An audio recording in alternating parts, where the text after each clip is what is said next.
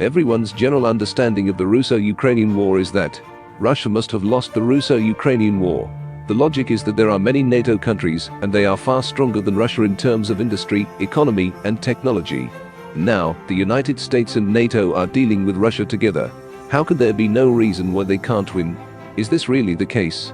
Now, let us look at the final outcome of the Russo-Ukrainian War from the perspective of the wartime state. What is a wartime state? After a country enters a wartime state, it will conduct unified management of transportation, unified management of food and other daily consumer goods, and limit the production of luxury goods. Domestic factories will begin to serve the military. Simply put, a wartime state means that all or most of a country's resources will be mobilized to serve foreign military struggles. In the early days of the war, neither Russia nor Ukraine entered a wartime state. Due to the huge disparity in the military strength of the two sides, the Russian army quickly achieved greater results.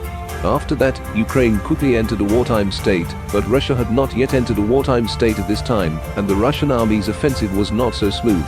Afterwards, the United States and Western countries increased their aid to Ukraine. Coupled with Ukraine's general wartime mobilization, the Ukrainian army's counter-offensive achieved a clear victory. In the end, Russia also had to carry out limited war mobilization and recruited nearly 300,000 armed personnel and strengthened the production of various weapons and equipment. It can be regarded as initially entering the wartime state, so the Russian army's winter offensive has achieved certain results. It can be seen that whether Russia and Ukraine enter a wartime state has a great impact on the course of the war. It is said that the Russian army is preparing for a spring offensive. US President Biden has just visited Ukraine in a flash, and NATO has only delivered a small number of main battle tanks. The US has also recently stated that China cannot provide lethal weapons to Russia.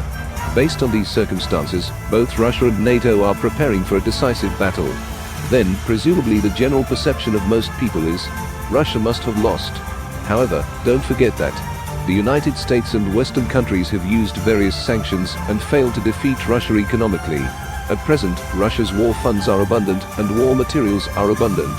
What we want to emphasize is that from a military point of view, although NATO has great strength, it has not entered a wartime state. Although Russia as a whole is not as good as NATO, it has entered a wartime state. Therefore, Russia can efficiently integrate domestic resources to serve the military and the battlefield, but it is impossible for NATO countries to mobilize a large number of resources to serve the military because they have not entered a wartime state. And it is impossible to go all out to attack Russia on the battlefield. The army can only mobilize very few resources and limited military strength to deal with this war, so what will the final result be? It's hard to predict. So, the question now is, will NATO countries enter a wartime state? This is a question that both NATO and Russia must seriously consider.